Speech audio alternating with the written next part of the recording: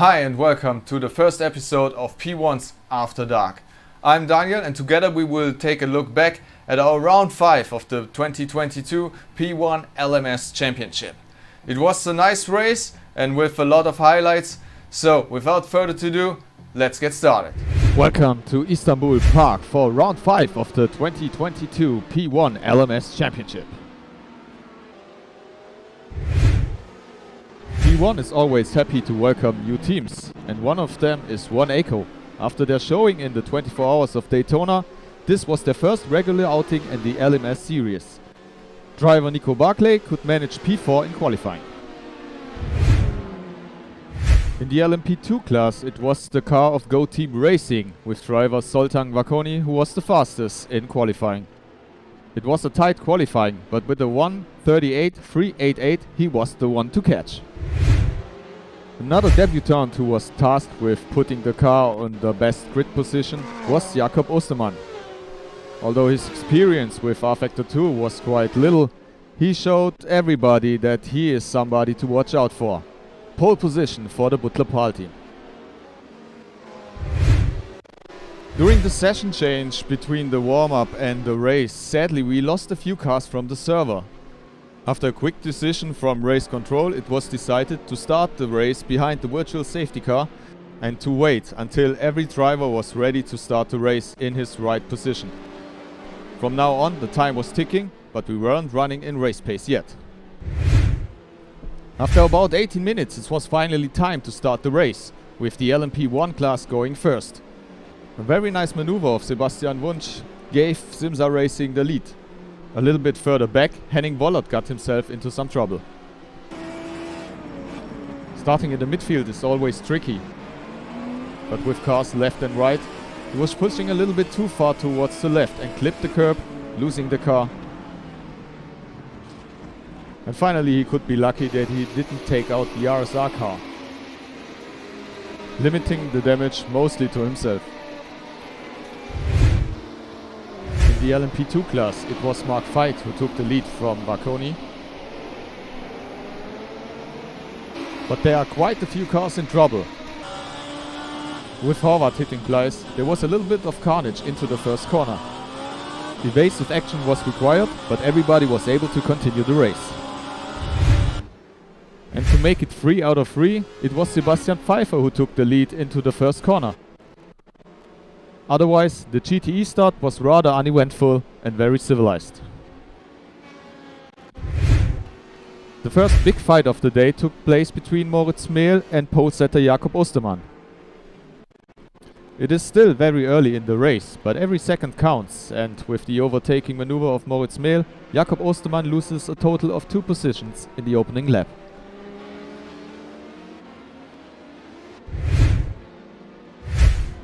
First time the LMP prototypes are lapping the GTEs. It's always a very exciting time of the race. And with a lot of drivers from different classes going side by side, it requires an absolute maximum of concentration. Even closer was the fighting in the GTE class.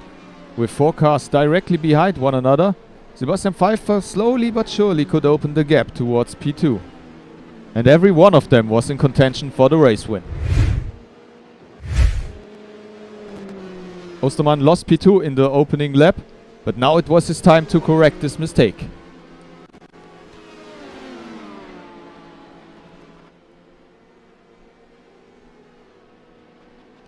Great overtaking maneuver, and P2 was his for the moment.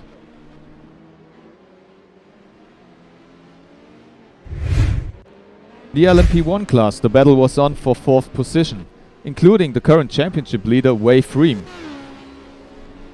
Riccardo Corazzari wasn't having a good race until this moment, and it was not getting better anytime soon. After his first lap spin, Henning Wollert was on the way back towards the front, but in his way for the moment was Damir Kuratko of Team Iris. But a Blackhawk GT at the wrong time, at the wrong place, and Henning Wollert took P7. The fighting continued also in the GTE class.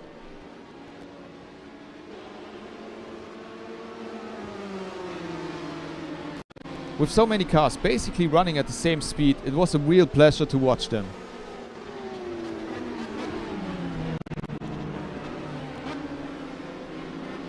Pastore with a successful maneuver into turn 1 against Blackhawk Racing. A few minutes later, a fight was developing between Wave and One Echo. They did not only touch once, nor twice,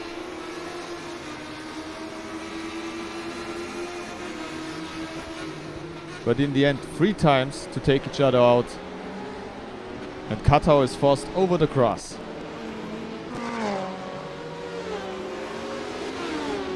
With a clean 360, Barkley was able to continue very fast, but all of them lost 1 position to the Falcon team.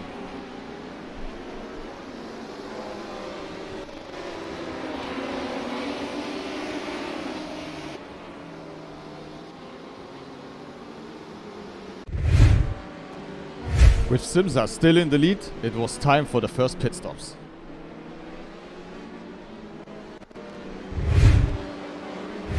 Meanwhile, the battle for the lead in the LMP2 class was still going on. Vacconi only half a second behind Veit.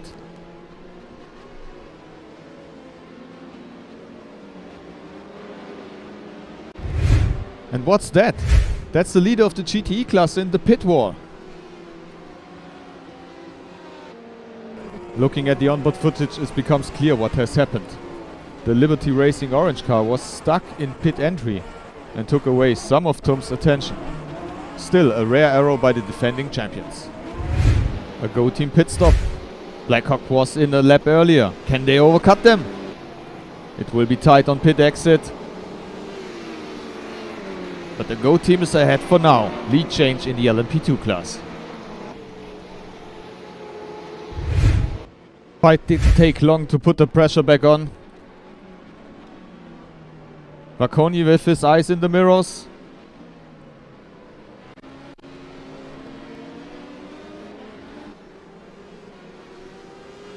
But a nice overtake to correct the overcut.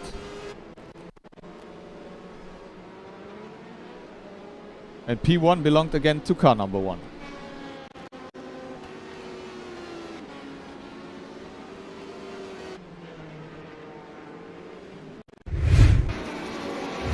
Blackhawk is now leading the class and finding a way through traffic. But what's that? He's been hit by Corazzari. Now repairs are needed and Blackhawk is losing 60 seconds in total. The replay makes it clear how much Corazzari underestimated the breaking point of Veit.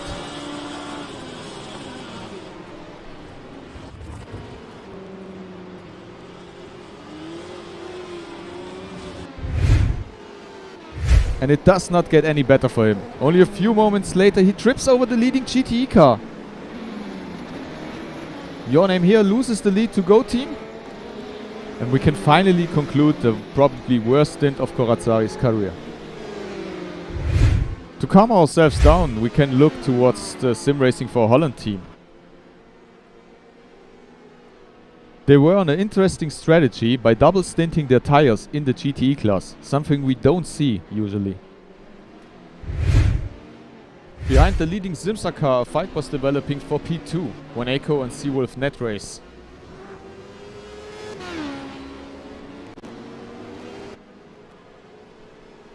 But Katao not yet able to pass.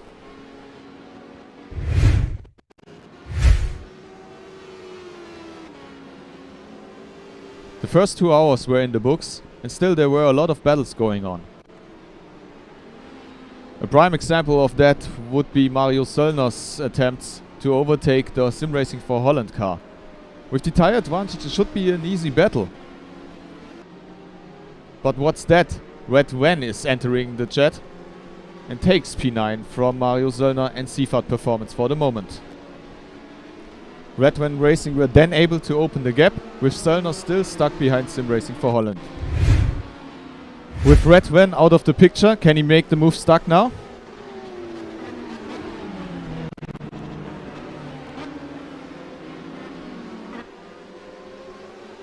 And finally, Seifert in P7.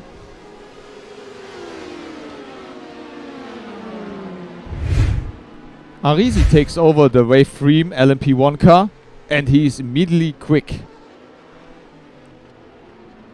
Only a few moments later he's behind Jungblut. And not long after that he is ahead of him. Arisi now on the mission to bring the car back to a race-winning position. Can anybody stop him?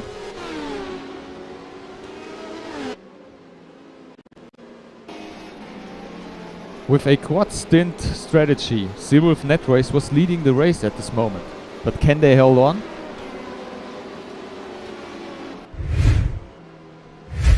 With an out-of-sync pit stop rhythm from some of the cars, the standings are not telling the whole truth. But after 3 hours, Wave Freem Esports are leading in front of P1LMS Race. Those were the two cars who are fighting for the victory.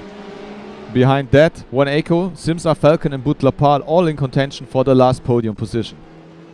In the LMP2 class, it was a solo show of Go Team racing, with their closest contenders Wave Freem in P2 and Blackhawk now in P3 after their long pit stop.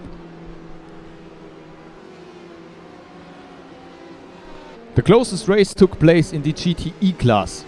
Up until position 6, everybody had a good chance to win, with Tim Neuendorf and Butler Pal in the lead after 3 hours.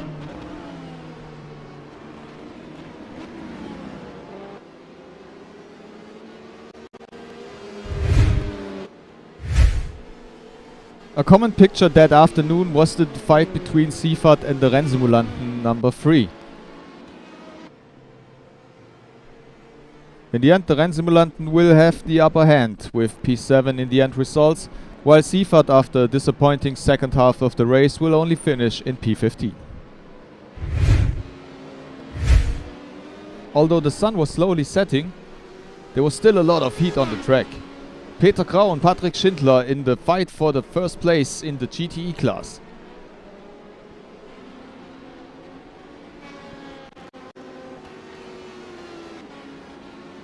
Schindler sees an opening,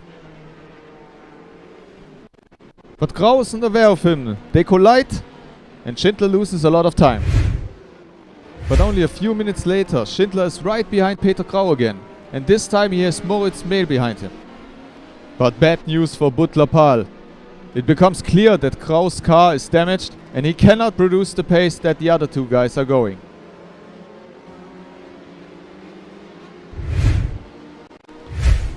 Grau's really struggling under the pressure, and he has to defend now.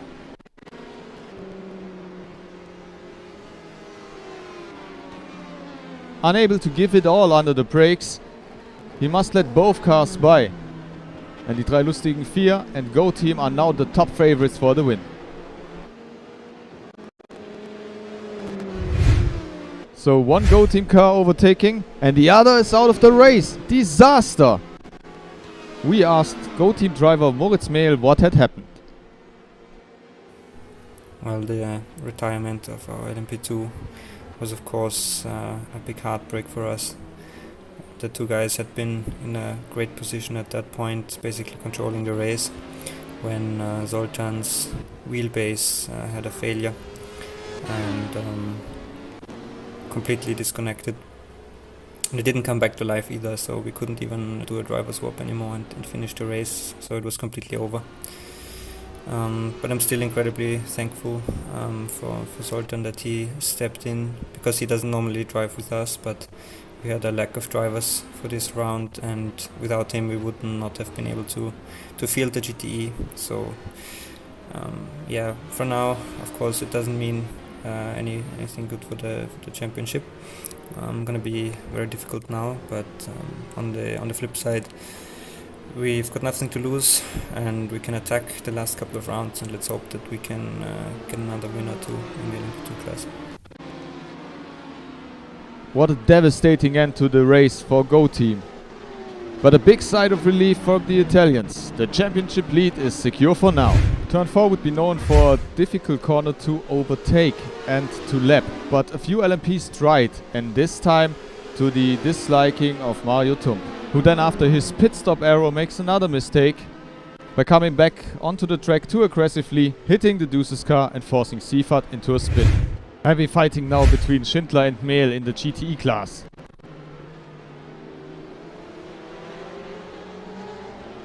It will be those two teams who are fighting for the victory today. For the moment, Schindler is ahead.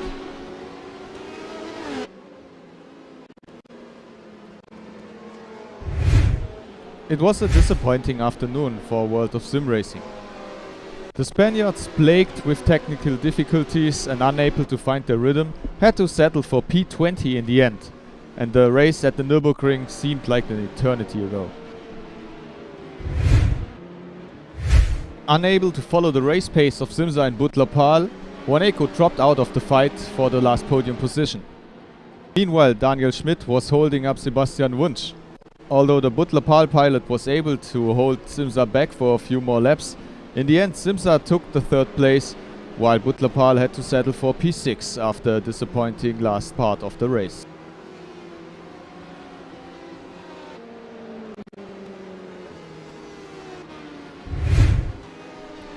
Unfortunately, connection problems at the data center forced the race control to full course yellow the race for the second time of the day. After the problems were solved and everyone was sorted, it took 50 minutes before race could resume under normal circumstances. When racing resumed, the sun had already gone under, and there were only a few fights still going on. One of them was the fight between Liberty Racing and die drei lustigen vier.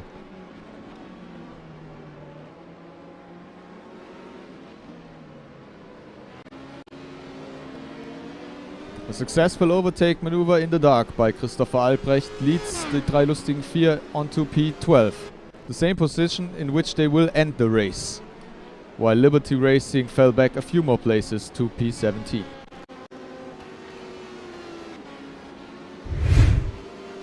With less than 2 hours to go, everybody was waiting for the next big fight. But just as it seems to appear between de Muynck and Staude, it was already over as the Deuces decided to pit. In the end, the Deuces stayed ahead and both teams took another position to finish P9 and P10 respectively. At this time, Falcon Sim Racing basically lost the fight against Simstar for P3 and were now fighting Waneko for the 4th position.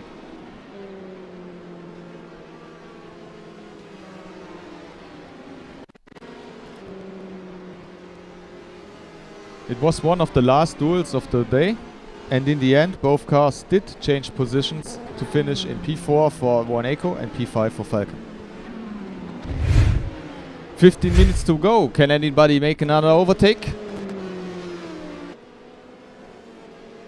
Yes, indeed. Ben Chabo takes 9th position.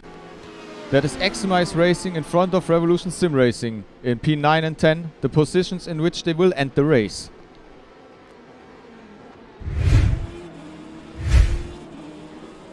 With only minutes to go, Wave is leading comfortably. But an unnecessary overtaking maneuver around the outside of turn 8 leads nearly to catastrophe. A slight hit with the wall, and nearly the end of it, so close to the finish. But they were able to keep going.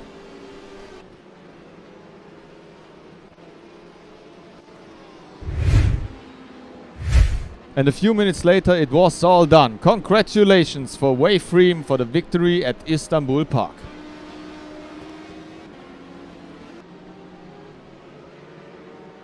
And they make it double by also winning the LMP2 class. Surely taking advantage of the Go team's early exit. The LMP car might be out, but it is the Go team in the GT class who took home the win. Nearly 20 seconds ahead in the end. They held off die drei lustigen vier and bounced right back after the disappointing race at the Nürburgring. So in the end, Wavefream take the win in front of Seawolf Net Race and Simsa. Waneko in P4 followed by Falcon, with Butler-Pahl in P6 and Hansa Racing in 7th. Team Iris P8, Revolution Sim Racing P9 and Rennsimulanten P10.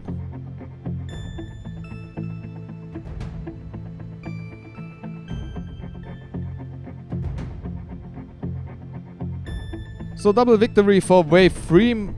Blackhawk with a good comeback drive in P2 in the end, die drei lustigen vier take home the last podium position. Seawolf Net Race in P4 in front of Schubert Motorsport eSport P5.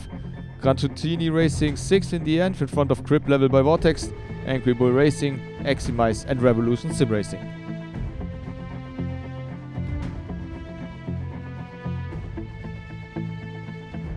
And the final results for the GTE class, with Go Team in front, die drei lustigen 4 in P2 and Blackhawk on the rostrum.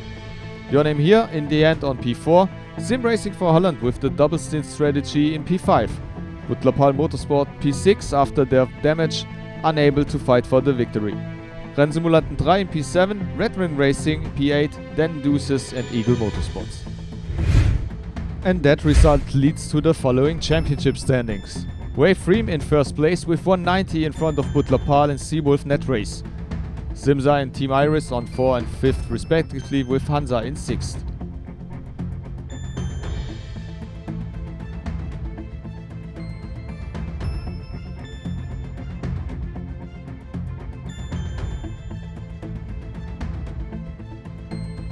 After the race, big advantage for Wave in the LMP2 class. Instead of only 10, they are now 40 points ahead of the Go Team. Die drei lustigen 4 and Angry Bull Racing on even points.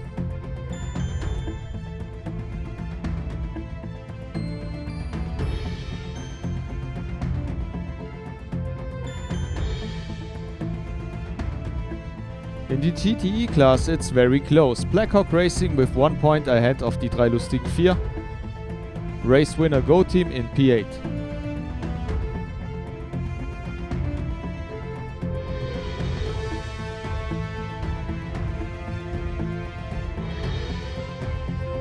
For complete race results and championship standings, please visit our homepage p1-gaming.de.